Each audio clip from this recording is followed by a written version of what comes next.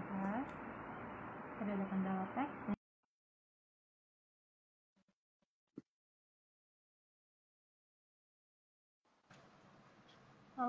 Sorry tadi ada sorry ya. Kita sambil tunggu dari Syaknet. Mbak Kokom boleh bisa bersuara Mbak? Coba. Suaranya kurang besar. Oke, kedengeran ya?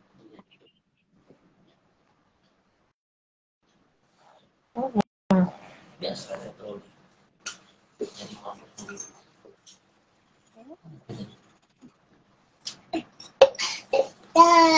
Habis.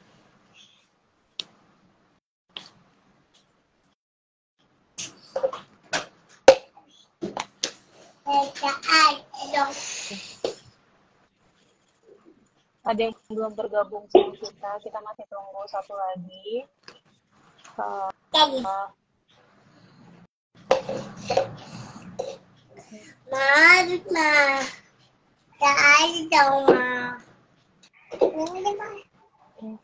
Sambil tunggu. Nabila belum bergabung. Sambil Pak Nabila. Mantap.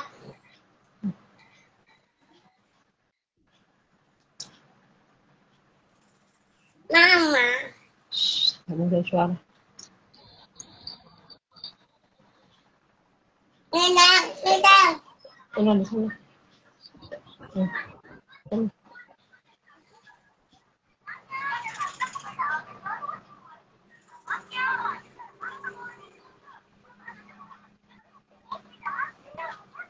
Saya coba panggil lagi Kak Nabilanya ya. Bentar.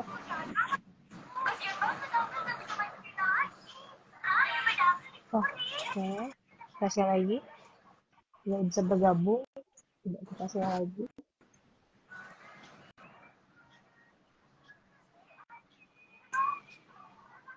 Masih mengundang.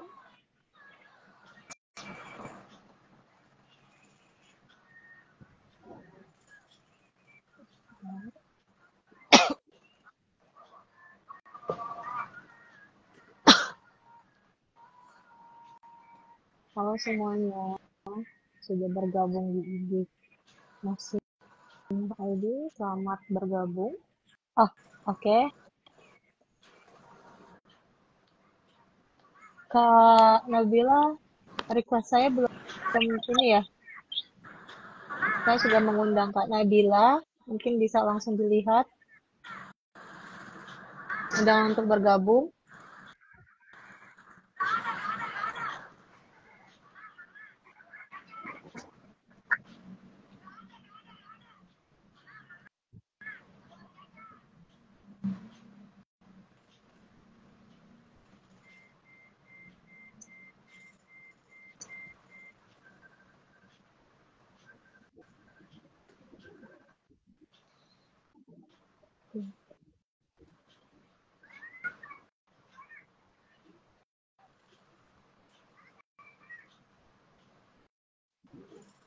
Belum di ini sama Kak Nabilanya undangannya, sambil ditunggu.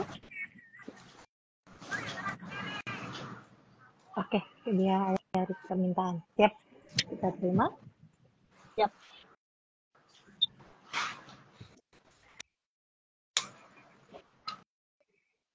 Mau makan nih. Makan nih, Ma. Makan nih. Halo Kak Nabila. Makan nih. Apa ya? Makan nih. Ini. Malam Ya, Kak. Nah, Kak, kita nggak kelihat Kakak ya? Aku nggak bisa lihat Kakak ternyata. Mas, Kak. Iya Kak. Oh, mungkin masih loading. Sudah? Belum, masih muter-muter di saya. Di Mbak Kokom sudah kah? Atau Kak Nabila sudah lihat saya? Sudah baik-baik aja. Sudah ya. Oke, berarti di saya problem sinyal. Oke, karena Oke, kita nggak apa-apa ya Kak ya, nanti mungkin bisa kembali, teknisnya bisa balik lagi ke awal, tapi karena sudah jam 19.36, kita akan mulai aja talk show kita hari ini. Oke, sebelumnya saya akan membuka talk show malam ini. Selamat malam sahabat Mersina. Bertemu lagi dengan saya Ita dalam live IG Marsina ID. Marsina ID merupakan kelanjutan radio komunitas Marsina FM, menyusul semakin banyak maraknya pengguna internet sebagai sumber informasi. Marsina FM memutuskan untuk lebih berfokus pada produk-produk digital, ditandai dengan perubahan nama menjadi Marsinah ID. Teman-teman juga bisa menemukan kita atau kami di alamat IG Marsinah ID, @marsinah_id ya. Oke, untuk mengawali transformasi ini, kami akan menggelar serangkaian live terkait asmara kelas pekerja, gitu kan. Seringkali cerita-cerita cinta di sinetron ataupun drama-drama di infotainment hanya berprestasi kehidupan kelas atas atau pengusaha. Sementara kita tidak bisa dipungkiri bahwa kelas pekerja di pabrik-pabrik gitu, dan di lingkungan pekerja merupakan juga bagian penting dari masyarakat yang kurang terrepresentatif. Mengapa kita membahas hari ini soal asmara gitu? Karena dari persoalan ini kita dapat melihat relasi gender, konstruksi sosial soal gender, lalu ketidakadilan soal gender, dan bagaimana perlawanan terhadap diskriminasi gender. Hari ini adalah seri asmara kelas pekerja, yang kita akan mulai dengan tema dilema kencan online media perempuan. Oke, mengapa harus kencan online gitu? Nanti kita akan sama-sama berbincang dengan Mbak Kokom. Mungkin aku panggilnya Mbak Kokom aja ya Mbak, nggak apa-apa ya? Oke. Sama ada juga nanti Kak Nabila. Sebenarnya sebagai pekerja gitu, pergaulan menjadi semakin terbatas pada lingkungan pabrik yang mayoritas perempuan. Banyak buruh perempuan bergeser ke dunia maya untuk mencari pasangan, baik itu aplikasi kencan maupun pertemanan di media sosial. Namun kencan online ini tentu membawa kepelikan tersendiri, bukan hanya soal foto profil, hasil filter, tapi mungkin juga berujung pada identitas palsu. Sebenarnya menikah tapi mengaku lajang, itu yang menjadi fenomena, atau bahkan kekerasan seksual berbasis internet sebagai sesuatu yang sudah tidak bisa dihindari lagi. Bagaimana cara pekerja perempuan lebih aman dalam melakukan perkencanan secara online. Nanti kita juga akan sama-sama membahas ini dengan Kak Nabila yang memang concern di Setnet. Nanti akan dijelaskan sama Kak Nabila dalam sesi perkenalan. Oke, ini ada akunnya saya sebut ya. Di sini ada akunnya Kak Nabila gitu. Kita akan sama-sama di sini bukan Kak Nabila tapi @awas_kbgo dari kawan Setnet, dan juga ada dari Mbak Kokom atau Mbak Komaria @maria_ria9544 ya Mbak ya, itu akun Mbak di media sosial. Ini adalah Mbak Di sebagai seorang pekerja perempuan. Nanti kita akan sama-sama berdiskusi, berbincang gitu, dan ini akan memulai dalam sesi talk show Marsinah ID untuk selanjutnya. Oke, ini kita akan masuk aja ke sesi pertama, atau part pertama adalah perkenalan. Saya akan coba ke Kak Nabila dulu. Kak Nabila, bisa dengar saya? Iya. Ya, Kak Nabila, boleh nggak sih perkenalkan nama dan cerita pekerjaan kakak sehari-hari? Oke. Halo semuanya. Saya Nabila, saya dari Saflet, Southeast Asian Freedom of Expression Network. Saya sebagai relawan di divisi kesetaraan dan inklusi, di mana hal itu merupakan yang mempunyai kegiatan untuk mengadvokasi pemenuhan hak digital di kelompok rentan seperti perempuan, anak, disabilitas, LGBTQI masyarakat adat seperti itu. Dan di dalam Saflat itu sendiri kita juga mempunyai platform sendiri, yaitu namanya Awas KPGO, di Instagram dan juga di Twitter, mengenai kekerasan berbasis gender online, dan juga terkait dengan kekerasan berbasis gender di ranah online seperti itu. Dan kali ini gila banget sih gitu untuk topiknya. Betul banget sama tadi Kak Nabila sempat sampaikan bahwa perempuan dan anak gitu. Nah, Kak Nabila, satu lagi, kenapa sih Saflat itu peduli atau concern terhadap dunia maya? Oke. Saflat itu sendiri awalnya itu memang lebih mengedepankan hak kebebasan berekspresi di internet gitu. Pada awalnya karena makin banyak kriminalisasi undang-undang ITE yang justru tidak tepat, berujung juga kepada barter hukum seperti itu. Namun Saflat mengembarkan sayap dan akhirnya merambah ke dalam kita menyebutnya hak digital. Hak digital itu apa?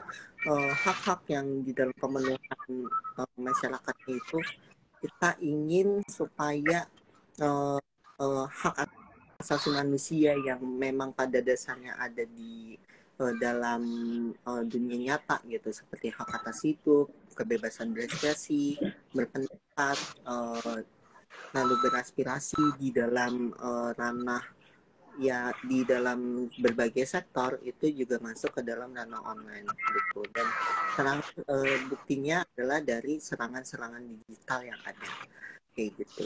Dan ya silakan Kak, lanjut. Dan hak digital itu sendiri sebenarnya terbagi 3 kalau Saflat definisikan. Yang pertama itu hak atas akses internet, di mana internet itu apakah affordable untuk dipakai gitu di wilayah entah di desa atau di kota seperti itu. Dan kedua itu hak dalam keamanan digital gitu, seperti terhindar dari serangan digital, sama seperti yang akan kita bahas sekarang gitu, mengenai love scam gitu, dan juga hak kebebasan berekspresi, bagaimana entah laki-laki perempuan itu vokal menyampaikan kritik tanpa ada upaya kriminalisasi ataupun persekusi seperti itu. Oke, berarti concernnya adalah mendapatkan kelayakan atas internet gitu kan, hak atas keamanan digitalnya sama kebebasan berekspresi, karena penting banget ya Kak. Kita sudah sedikit banyak bergeser dari dunia, bukan sedikit banyak tapi hampir rata-rata kita pengguna dunia maya juga atau sosial. Memang penting sekali untuk keamanan digitalnya. Oke Kak, nanti kita akan sama-sama lagi diskusi gitu terkait apa sih gitu yang dimaksud dengan keamanan digital seperti apa. Saya akan ke Mbak Kokom dulu. Halo Mbak Kokom, sehat-sehat? Alhamdulillah sehat. Ya, Mbak boleh nggak sih kenalin lagi nih kan, gitu biar sama-sama kenal ya, sama-sama kenal gitu. Boleh nggak perkenalkan nama dan cerita pekerjaan Mbak sehari-hari? Sekarang lagi apa sih sibuknya? Assalamualaikum warahmatullahi wabarakatuh. Nama saya Komaria. Bukan lagi sebagai pekerja pabrik. Wirausaha ya Mbak ya? Iya. Oke Mbak, bisa nggak ceritain sedikit perjalanan pribadinya, misalkan soal pacaran atau menikah atau nikah dan sebagainya? Kalau nggak keberatan ya Mbak ya? Bisa aja sih. Oke, silahkan. Ceritanya dari mulai perkenalan ya. Saya pengguna boleh. Silakan. Saya pengguna media sosial Facebook. Saya kenal dengan pasangan saya sekarang ini ya dari Facebook. Itu menikah ya? Sudah menikah berarti ya? Sampai menikah. Kita keep dulu kan, nanti kita tambah lagi ya. Kita keep dulu, nanti pasti akan lebih banyak lagi ketika ada pertanyaan-pertanyaan selanjutnya. tadi adalah perkenalan dari Kak Nabila sama Mbak Kokom, atau nggak apa, saya panggil Mbak Kokom aja ya. Enggak apa-apa. Oke, siap. Kalau gitu. Oke, tadi perkenalan dari Kak Nabila sama Mbak Kokom terkait apa pekerjaannya gitu, dan cerita sehari-hari, dan posisi tadi sudah dikasih skill sedikit tuh sama Mbak Kokom bahwa suaminya sekarang atau pasangannya saat ini adalah itu juga salah satu dari aplikasi gitu. Dunia maya ya, dunia maya aplikasi. Oke, saya akan lanjut ke season selanjutnya atau kedua. Ini sebenarnya kita harus bisa membedakan apa sih bedanya antara online dan offline gitu. Nanti mungkin Mbak Kokom bisa bercerita panjang itu, apakah punya pengalaman offline atau online, seperti apa kira-kira bedanya. Nah, kita akan langsung masuk ke sesi yang itu. Menurut Mbak Kokom, apa pernah pakai aplikasi kencan online seperti Tinder itu atau yang lainnya? Saya pernah juga pakai micet. Aplikasi micet. Oh, Tapi yang lain enggak. Micet. Iya. Oke. Biasanya kalau misalkan itu online ya, itu Mbak online-nya kan tadi sudah disampaikan tuh. Ini pertanyaan selanjutnya adalah Mbak online-nya tuh di mana aja? Di aplikasi mana aja? Misalkan IG kah, Facebook kah, Twitter kah, atau di tempat yang lain? Kalau untuk online-nya saya pakai IG sama Facebook aja, yang lain enggak. IG dan Facebook ya Mbak? Oke. Yep. Pernah nggak sih Mbak kenalan dengan, tadi kan Mbak sudah spill tuh bahwa suami Mbak gitu adalah dari online ya, dari online. Nah itu gimana Mbak cara atau awal mula kenalannya? Jadi awal mula kenal ya hanya berteman sih, berteman gitu. Terus biasa dia inbox, tanya-tanya asli orang mana gitu, tinggal di mana. Karena keseringan, sering berkomunikasi lewat inbox, akhirnya dia minta nomor kontak telepon. Waktu itu kan kondisi saya single parent, jadi saya welcome aja gitu, cari teman, bukan hanya dia yang berteman dengan saya, banyak, bukan laki-laki aja, perempuan juga ada kan. Jadi saya kasih nomor kontak, berlanjut hampir 1 tahun.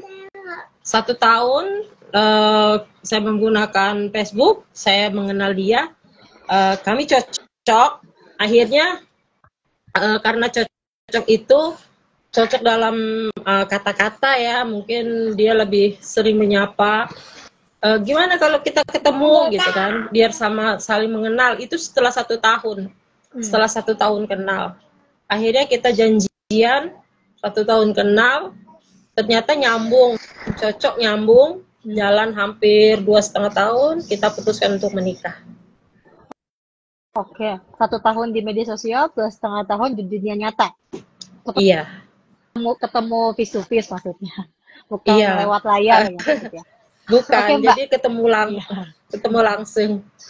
Iya. Oke Mbak, tadi boleh nggak sih, maksudnya kategori cocok itu, ini kan kalau misalnya asumsi saya, ketika kita menemukan teman yang klop di dunia maya, itu kan banyak banget persentase yang sebenarnya nggak jauh dari 70-30 mungkin ya, 30-nya benar, 70-nya adalah ya permainan gitu dunia maya, biar tertarik. Nah ini apa yang membuat Mbak cocoknya tuh yang benar-benar meyakinkan bahwa ini beneran cocok nih gitu.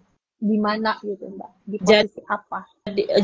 Di posisi saya kan single parent dengan 4 orang anak. Suami saya yang sekarang itu adalah bujang, maksudnya perjaka.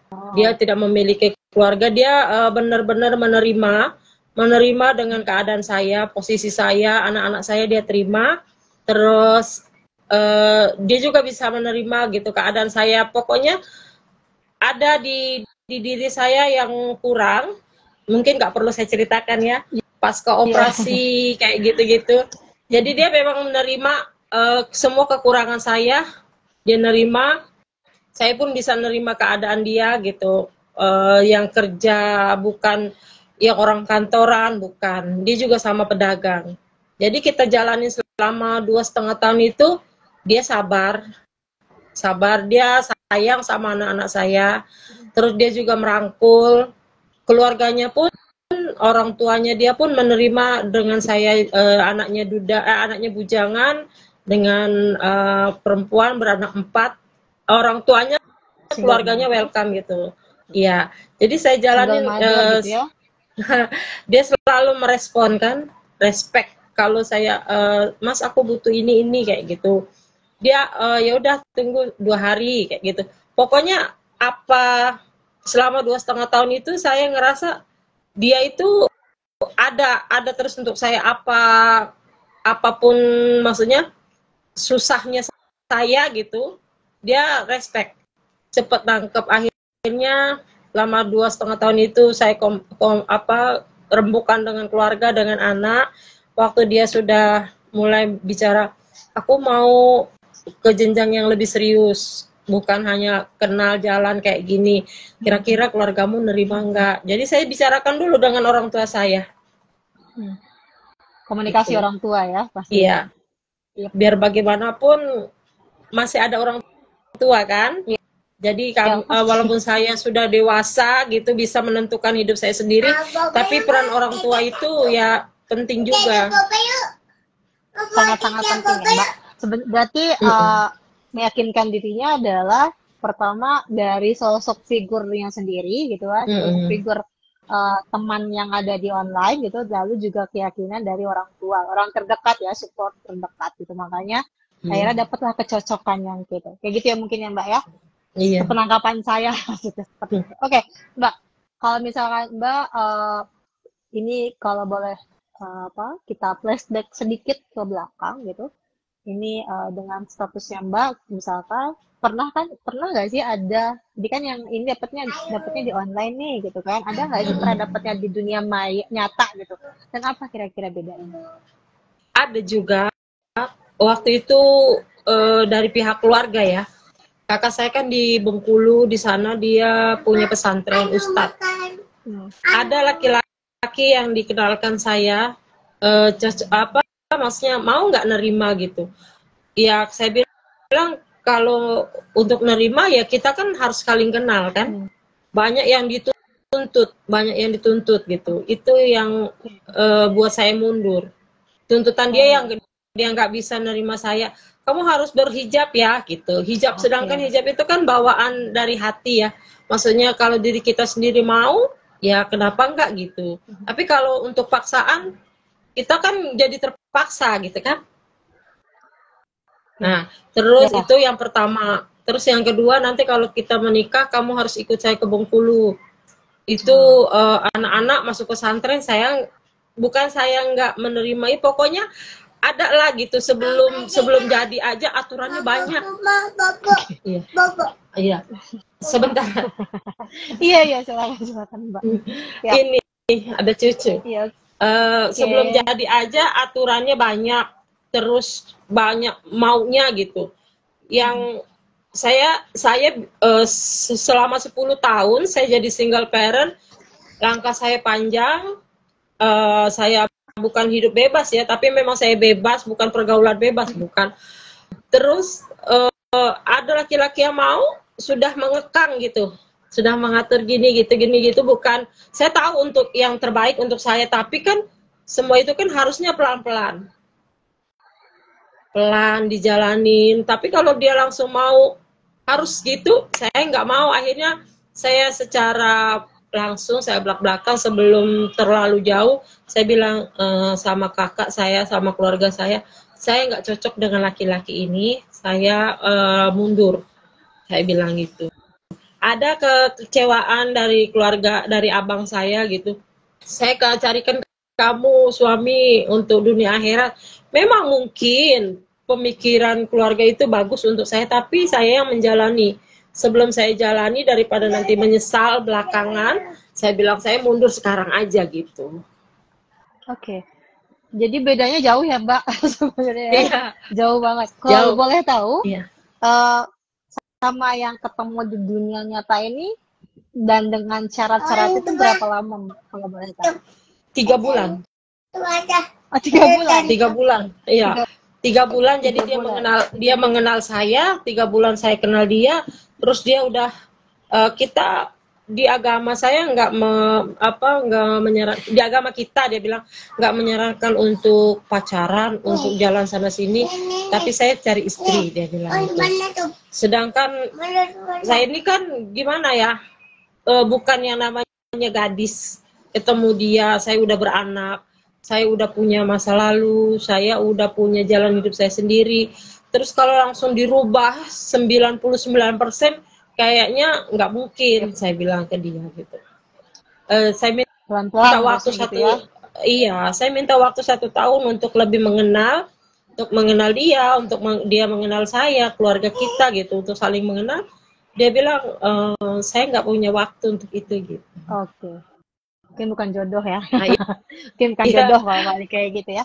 Oke, Mbak, kalau boleh tahu, misalkan ini kan Mbak tuh sudah jelasin ya kenapa untuk Mbak mau akhirnya ketemu sama calon pasangan gitu di dunia maya gitu kan, tadi sudah jelaskan. Ada prinsip-prinsip yang sesuai gitu kan. Ada hal-hal yang kayak bisa menerima, lalu nggak masalah dengan status, dengan apa kondisi dan sebagainya. Bahkan bisa menerima dengan suka bukan sukarela tapi menerima apa adanya walaupun di dunia maya gitu kan, apalagi di dunia nyata. Nah ini sebelum itu Mbak, apakah sering video callan sebelum ketemu? Jadi pas dari Facebook itu saya kenal, dia minta nomor kontak, kami sering video call.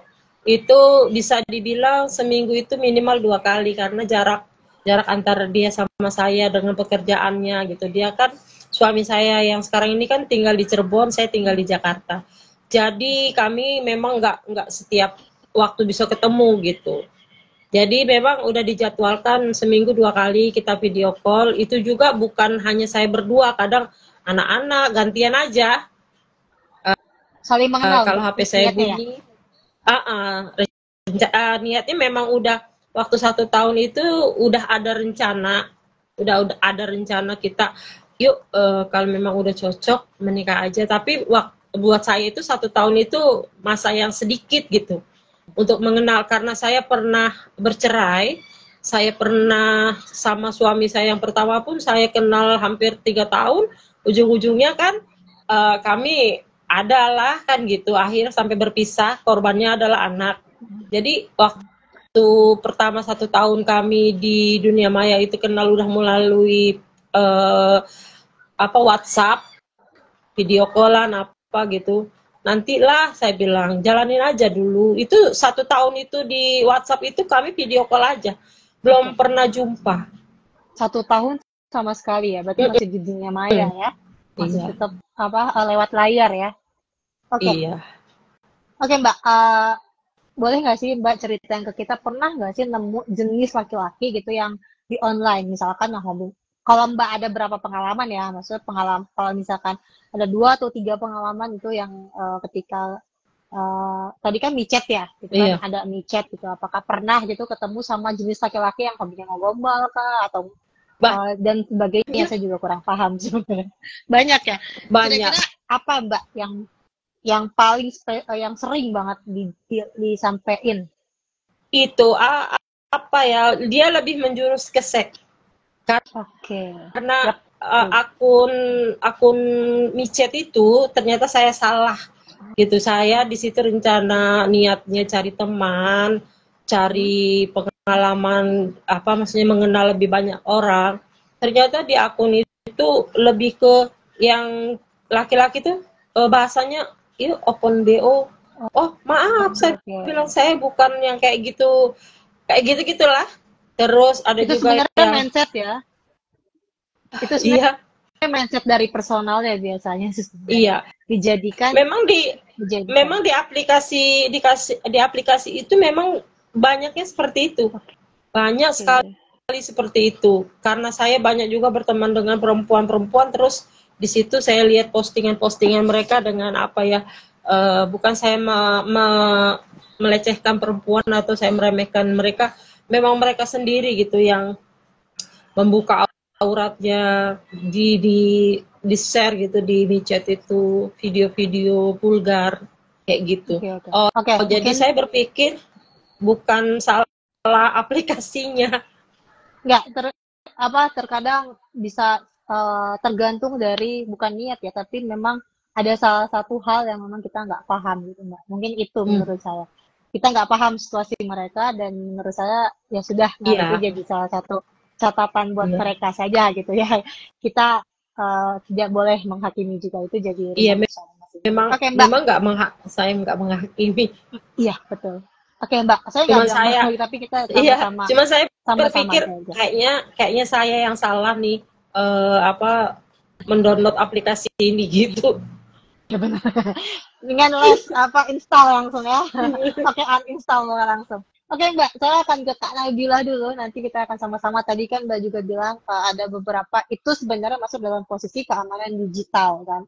Keamanan digital di salah satu aplikasi. Apa sih pentingnya keamanan digital di semua aplikasi? Biar kita tidak salah masuk. Iya, Kita tidak salah iya masuk betul. gitu kan ke salah satu aplikasi yang memang ada indikasi-indikasinya. Oke.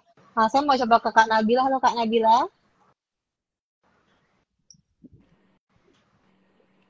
Kak Nabila, Ya, kedengar suara halo. saya? Ya, Ya, halo Kak.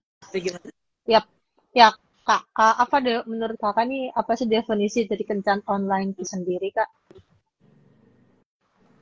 Gimana? Definisi dari kencan online.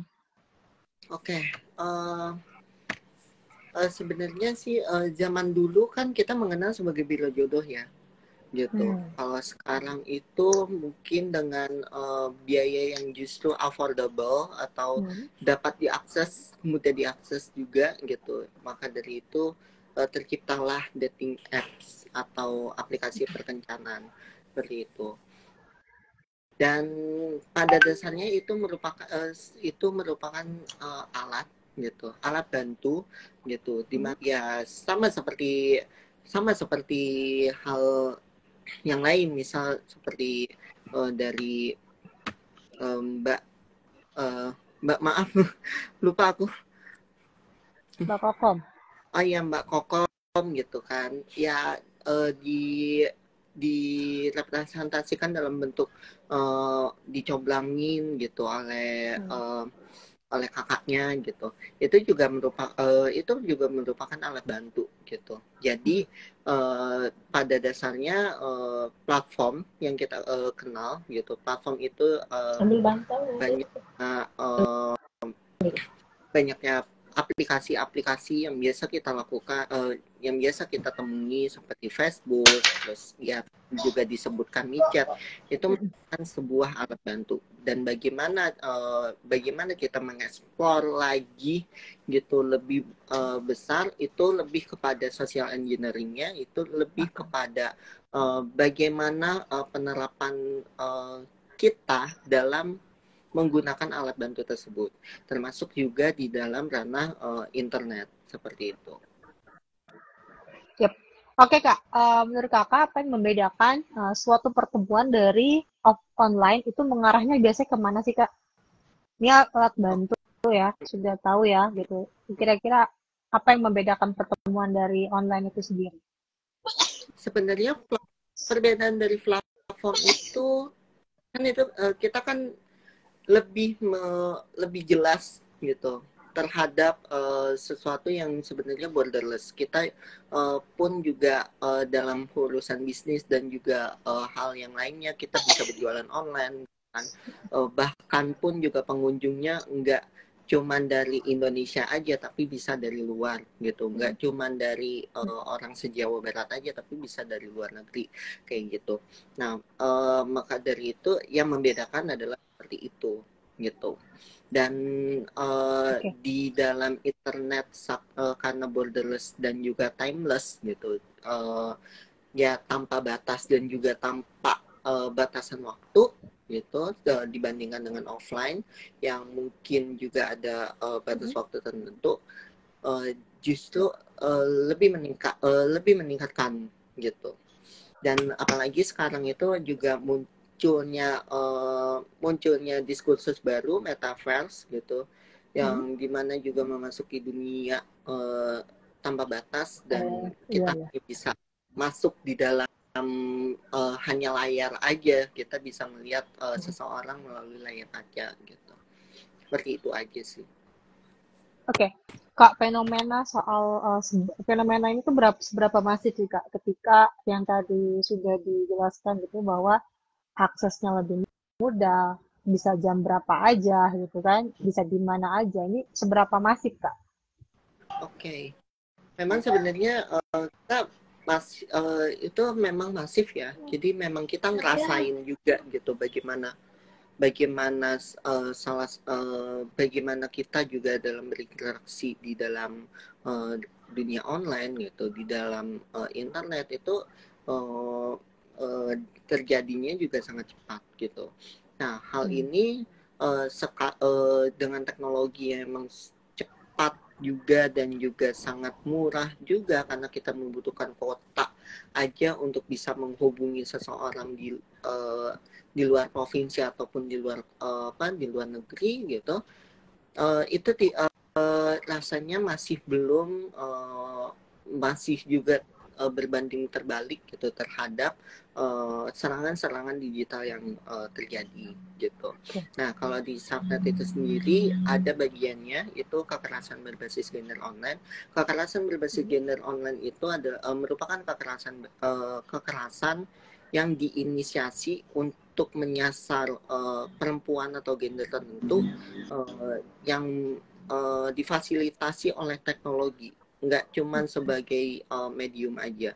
Misal contoh kayak ancaman untuk penyebaran konten intim atau konten seksual seperti itu terjadi juga di dunia maya. Di Subnet itu sendiri kita punya catatannya itu sekitar 498 di tahun lalu.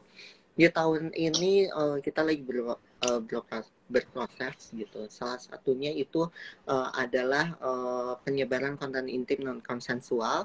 Kalau misalnya teman-teman tahu Revenge Porn itu merupakan bagian dari penyebaran konten intim non konsensual.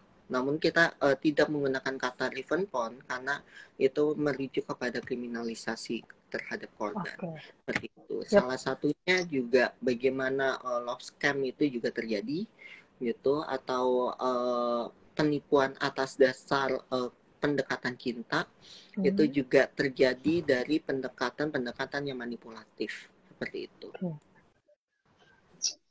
Lumayan ngeri ya sebenarnya kalau dilihat dalam posisi keamanannya sangat-sangat gak aman ya. Oke, Kak, sebenarnya kan tadi sudah dijelaskan gitu. Subnet apakah pernah meneliti tentang soal topik ini? Kalau di Subnet itu sendiri di dalam laporan triwulan kita bisa juga dilihat di websitenya Subnet di subnet.or.id itu bisa dicari bahwa kita mengelompokkannya itu sebagai kekerasan berbasis gender yang diinisiasi dalam manipulasi hubungan seperti itu. Jadi ada beberapa kasus di mana seseorang berkenalan melalui aplikasi-aplikasi yang justru sebenarnya mungkin tadi sudah dikenalkan gitu, MyChat gitu atau MiChat yang memang menginisiasikan dalam wujud perdagangan orang dan lain sebagainya gitu. Namun hal ini juga terjadi di dalam akun-akun Telegram gitu. Telegram itu sendiri korban bertemu dengan pelaku, lalu pelaku bisa juga melakukan fake account, membuat fake account, lalu membangun yang disebut dengan online grooming. Online grooming itu adalah pendekatan yang memang sifatnya itu manipulatif gitu terhadap korban gitu, dengan pendekatan keromantisan gitu, seperti aku nggak mau ditinggalin sama kamu karena aku terlalu sayang sama kamu, kayak gitu. Hingga akhirnya setelah sudah mendapatkan kepercayaan tersebut, telah mendapatkan grooming tersebut, pelaku mulai mencari celah untuk meminta sejumlah materi ataupun juga meminta konten-konten intim dari korban gitu. Dan beberapa juga terjadi juga korban dan pelaku di mana video call set atau VCS itu juga direkam oleh pelaku dan dijadikan alat untuk balas dendam dan alat untuk transaksi seperti itu atas ketakutan dari korban seperti itu. Dan lumayan banyak di antara kemarin itu di dalam manipulasi hubungan itu sekitar 50% itu juga sangat banyak sekali, dan itu juga menyasar kepada perempuan dan perempuan pekerja hingga perempuan yang di bawah umur juga, itu juga terjadi seperti itu. Wah, sampai ke perempuan di bawah umur ya, berarti anak perempuan di bawah umur ya, Ya. Kak ya. Lumayan ngeri ya sebenarnya. Jadi sebenarnya manipulatifnya lewat ya asmara, tapi ternyata di belakangnya ada ancaman gitu. Diakhiri dengan ancaman yang bisa menargetkan korban. Sebenarnya berarti itu sudah di framing ya Kak ya? Iya. Sebenarnya udah di framing, dan beberapa juga ternyata sindikat gitu. Kami menemukan salah satu korban yang justru dia tuh justru di framing duluan oleh satu korban seperti itu, lalu oleh satu pelakunya itu melalui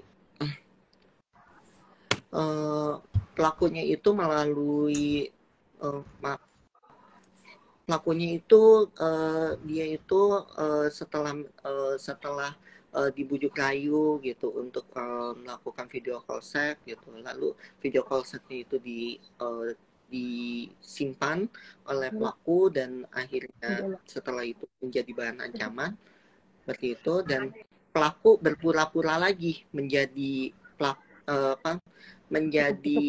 orang seperti itu, dan juga akhirnya menghubungi korban gitu, bahwa pelaku kedua ini akan berbicara kepada pelaku satu untuk tidak menyebarkan. Ternyata hal itu malah menjadi titik balik lagi gitu, dan hal itu juga tidak disadari oleh korban. Ternyata korban itu ternyata harus menghadapi sindikat pelaku untuk dalam manipulasi hubungan tersebut gitu. Wow, lumayan ngeri ya kalau misalkan masuk dalam satu sindikat yang ini sudah jelas kemana arahnya gitu, udah jelas pasti ini bakal hal yang negatif gitu. Kesannya bukan niatnya nyari pasangan buat happy, tapi malah terjerumus sama sindikat gitu. Luar biasa ini. Oke Kak, saya akan menyapa dulu kawan-kawan yang ada di IG gitu. Salam selamat malam buat kawan-kawan semua yang baru bergabung di IG kita, di live IG kita hari ini. Kita akan lagi membahas gitu tentang dilema kencan online perempuan pekerja gitu. Ini tema ini membahas soal maraknya fenomena kencan online bagi perempuan pekerja, resiko kencan online, dan bagaimana agar perempuan pekerja tetap aman walaupun menggunakan media sosial. Oke teman-teman, kita juga sekarang akan lanjut ke sesi selanjutnya, ke sesi ketiga. Ini adalah terkait resiko dan peluang dari kencan online itu sendiri. Oke, saya akan lagi ke Mbak Kokom gitu. Dede udah tidur Mbak? Gak apa-apa ya, Dede. Ya sabar ya Dek ya. Sabar ya. Oke, sambil dengerin. Manggilnya siapa? Oma. Sebutannya apa? Oma. Sambil dengerin Oma. Tiga dulu bentar ya. Oke, Mbak. Ketika berkenalan online, iya halo. Iya cucu. Oke Mbak, ketika berkenalan online itu apa sih resiko-resiko yang menurut Mbak bakal terjadi terlepas hilang orangnya. Iya, apa penipuan sih ya, lebih ke penipuan kalau aku sih, karena aku juga pernah sih ngalamin yang kayak gitu juga. Sering atau satu kali aja? Pernah dua kali, pernah dua kali waktu itu kenal di Facebook ya, Facebook juga ya, kenal di Facebook. Ya ngakunya kan orang-orang ini ya, nggak usah itu ya kan. Iya, nggak Dia usah. di dia mau tugas, pindah tugas gitu. Terus bisa nggak kamu transfer aku uang dulu, nanti kalau gajiku sudah turun aku kembalikan gitu kan. Awalnya besar sampai kecil-kecil kayak gitu. Pernah tertipu. Oh, Pernah tertipu. nominal. Nominalnya nggak besar sampai yang puluhan sih, nggak. Terus setelah itu pulsa, ada kesadaran. Jadi memang entah gimana gitu, kita memang dibikin atau dibuat terbuai menurut gitu. Padahal hanya lewat inbox aja, inbox, telepon kayak gitu-gitu. Baru setelah nggak bisa dihubungin baru kita sadar, aduh kayaknya gitu kan, dia menjauh karena apa yang dia minta untuk kelanjutannya nggak kita penuhin. Iya, kayak gitu sih. Oke, itu salah satunya pasti nominal ya, pasti ada Iya. nominal gitu yang di dalamnya gitu. Nah, Keinginannya ada nggak sih Mbak nggak terpenuhi. Iya. Ya, keinginannya nggak terpenuhi, makanya di stop ya, karena ini nggak ada potensi nih gitu, makanya di stop. Oke Mbak, terlepas itu ada nggak sih Mbak kekerasan yang berbasis gender? Kalau aku di dunia maya itu kan memang nggak terlalu aktif ya, nggak terlalu yang terbuka kayak gitu. Sewaktu-waktu aja di sela-sela aku boring, capek dari kerja, jadi nggak terlalu mengalami yang kayak gitu. Tapi menurut Mbak ada nggak sih, atau potensinya banyak nggak sih untuk kekerasan berbasis gender? Banyak sih, ada juga kawan-kawan gitu kan.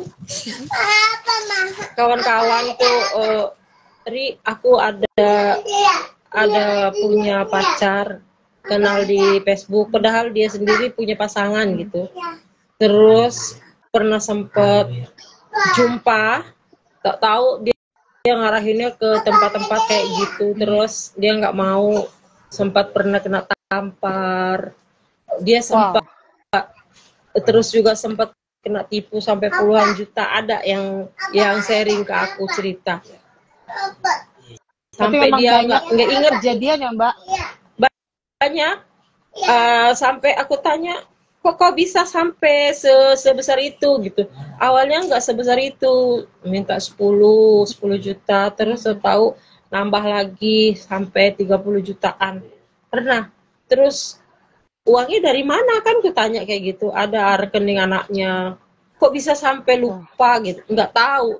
Pokoknya dia dibikin, entah wajar apa nggak wajar, itu aku pun nggak ngerti. Cuman kok bisa gitu sampai ke sana, kebablasan ke sana. Ada banyak kawan-kawanku yang cerita juga. Ada juga di sini kenal laki-laki dari Singapura. Terus sempat dia menikah, karena dia perempuannya ini nggak cantik, tapi dia berduit gitu. Nah, setelah dia suaminya itu mendapatkan apa yang dia mau, ditinggal, malah ada anaknya. Kasihan juga. Aku tanya, kenal di mana gitu? Ya lewat Facebook. Iya. Banyak berarti ya Mbak ya Facebook ya? Iya. Banyak banget berarti. Itulah makanya aku di Facebook itu juga nggak, dari mulai aku pakai Facebook di 2007 itu aku nggak pernah terlalu yang terlalu vulgar gitu, posting foto-foto, posting gambar gitu, nggak pernah. Memang lebih ke dagang online. Memang ajang untuk apa ya? Apa sih? Menawarkan Pemasaran. Iya, menawarkan produk pemasaran. menawarkan produk yang Marketing memang lewat aku geluti di online sana. gitu ya. Ah iya. Digunakan untuk marketing, sistem marketing biar lebih gampang karena akan lebih luas kan cangkupannya kalau di Facebook ya kalau nggak salah. Jadi bisa siapa aja, bukan cuma teman, tapi yang temenan sama teman Mbak juga bisa lihat gitu. Iya. Yep. Oke, Mbak. Pernah nggak sih Mbak dapat profil di medsos yang aneh gitu? Pernah. Bahkan banyak Apa Mbak ciri-cirinya? yang awalnya dia gambarnya pertama itu perempuan gitu kan, berteman atas nama perempuan. Terus tahu dia video call lewat inbox itu kan ada ya video ya. Oh pas yang nampak itu laki-laki. Oke. Berarti tahu beda sama profilnya gitu. Beda sama profil. Terus ada juga profilnya yang gambarnya foto-foto kayak gitu-gitulah. Foto-foto kayak gitu. Terus ada yang ngirimin fotonya perempuan, namanya perempuan, tahu dia ngirim gambar yang nggak senono gitu kan. Okay. Banyak yang aku kayak gitu terus tak blokir aja. Aku nggak ambil pusing karena memang menurutku inilah salah satu konsekuensi dengan dunia maya. Iya. 30-70 kan saya bilang 70-nya chattingan gitu, 30-nya ada realnya. Oke, tadi kan kita dalam profil yang aneh-aneh. Pernah nggak sih dapat profil yang ini perfect banget nih? Gitu. Pernah nggak sih gitu? Nemuin kayak gitu Mbak? Oh ini bagus deh, kiri kan depan belakang itu kayak bagus nih. Pernah nggak? Iya. Pernah. Aku pernah juga berteman dengan kawan-kawan ada kayak dari pelaut gitu kan. Awal-awal dia gambar pasang foto pelaut gitu kan. Aku berpikirnya kan ada di nyambung gitu saat inbox itu kamu dari organisasi ya kan gitu-gitu ya. Oh ada loh organisasi pelaut. Tak tahu ujung-ujungnya dapat selang berapa lama foto profilnya berubah karena dia udah mulai aku kan sedikit paham gitu ya ditanya-tanya organisasi apa kayak dia kayak takut entah gimana terus profilnya tuh dia rubah pas dia rubah dia video call ternyata orang luar bukan kita di Indonesia bukan kayak gitu bukan orang lokal ini ya tapi orang luar. Oke, Mbak, kira-kira waktu pas ini sebelum sama suami itu, pernah nggak sih dimintain foto secara online? Kalau foto enggak, cuman dia langsung video call. Oh, oke. Video call ya. Terus dia sendiri gitu yang menampakkannya. Apalah kan gitu ya. Pas sudah dibuka namanya biasa chatan lewat inbox, udah kenal cukup lama, tahu pas itu ada video call, kok ada kawan video call masuk, pasti kan kita klik ya kan. Karena kita berteman, tahu gambarnya kayak gitu. Oh, beda lagi ya Mbak ya. Beda terus ada juga ternyata. Sih lewat kalau gambar enggak ya ucapan aja gitu, kata-kata. Berarti memang kayak kalau Mbak sendiri nggak pernah kirim ya intinya? Nggak pernah kirim foto lewat online ke siapapun ya? Ke yang nggak pernah. Ke suami yang sekarang pun nggak ya? Nggak yang sudah jadi pernah. Suami. Mukanya video call. Suami saya pas kenal 1 tahun itu di Facebook itu kayak orang gimana sih ya perempuan ini gitu menilai saya kok susah kali diminta nomor kontak aja susah kali gitu. Jadi kayak orang penasaran, ayolah gitu, sama-sama kan, kamu ngerti bahasa Cirebon, aku pun ngerti, kita kayaknya cocok, ayolah tukeran nomor kontak biar bisa ketemu. Aku nggak respon gitu karena belajar dari masa lalu, aku udah pernah kecewa, aku udah pernah tersakiti, aku nggak mau terulang untuk yang kesekian kali kan gitu. Oke. Yep, itu banyak banget sebenarnya kemasan-kemasan tadi Mbak Kokom sampaikan bahwa harus hati-hati sama segala sesuatunya. Iya. Semuanya tergantung dari diri sendiri ya. Ngeremnya tergantung dari kita ya. Iya, nggak blast gitu, nggak semuanya mentang-mentang Dunia maya bareng suka, udah kirim aja foto, kan dunia maya ini. Ternyata lebih bahaya di dunia maya daripada di dunia nyata. Saya mau ke Kak Nabila dulu ya setelah ini Mbak ya. Nanti kita ngobrol-ngobrol lagi. Halo Kak Nabila,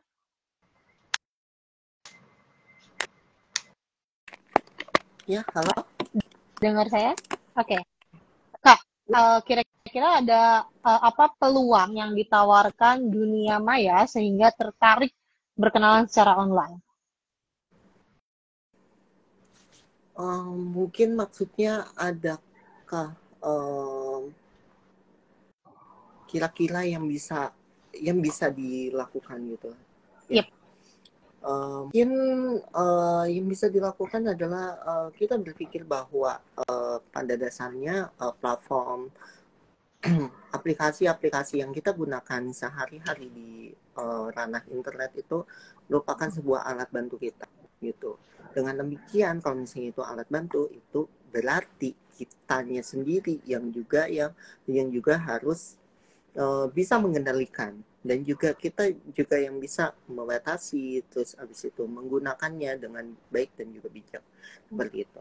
Pemenuhan literasi Ya. digital yang baik juga itu juga penting sekali gitu, khususnya di dalam bagaimana kita harus menyikapi konten-konten yang terjadi gitu. Dan memang di dalam setiap platform itu mempunyai panduan komunitas, itu juga bisa dibaca terlebih dahulu gitu. Kira-kira aplikasi ini digunakan sebagai apa, lalu apa saja apa saja perlakuan-perlakuan yang dilarang gitu di dalam panduan komunitas tersebut, seperti itu. Oke. Dan untuk bagaimana kita bisa menghindari adanya manipulasi hubungan yang ataupun love scammers atau penipuan atas dasar cinta ini, kita bisa banget gitu untuk selalu berpikir jernih. Pertama kali itu dalam menggunakan platform apapun, mau Facebook ataupun yang lainnya, itu pastikan kita menggunakannya dalam berpikir jernih gitu. Mungkin memang ada tuntutan gitu. Pada masa lalu pun juga saya pernah ada tuntutan bagaimana di tatanan masyarakat gitu, di umur segini tapi belum menikah, dan juga di umur segini belum menemukan tambatan hati, dan hal itu menjadi tekanan seperti itu. Nah, hal ini dalam menggunakan aplikasi ini juga ya penting juga gitu untuk mencari gitu bagaimana peluang, bagaimana kira-kira yang menjadi ketika ada yang memang nge-like duluan, atau tiba-tiba ada yang melakukan direct message duluan, apakah orang itu minimal kenal dari kita gitu. Kadang algoritma juga membaca dari algoritma. Jadi ada sistem algoritma namanya, itu itu bertujuan untuk mempersonasikan atau juga untuk menyamakan gitu kepentingan yang ada gitu. Misal seperti satu sekolah ataupun satu teman dengan yang lainnya gitu, seperti mutual friend dan lain sebagainya, itu merupakan contoh dari algoritma. Nah, hal itu, maka dari itu kalau misalnya ada yang memang tidak berteman dengan kita, jangan langsung percaya begitu saja, seperti itu. Ya, terutama juga di ranah teman-teman pekerja yang selain juga tuntutan dari masyarakat, tuntutan pekerjaan juga sangat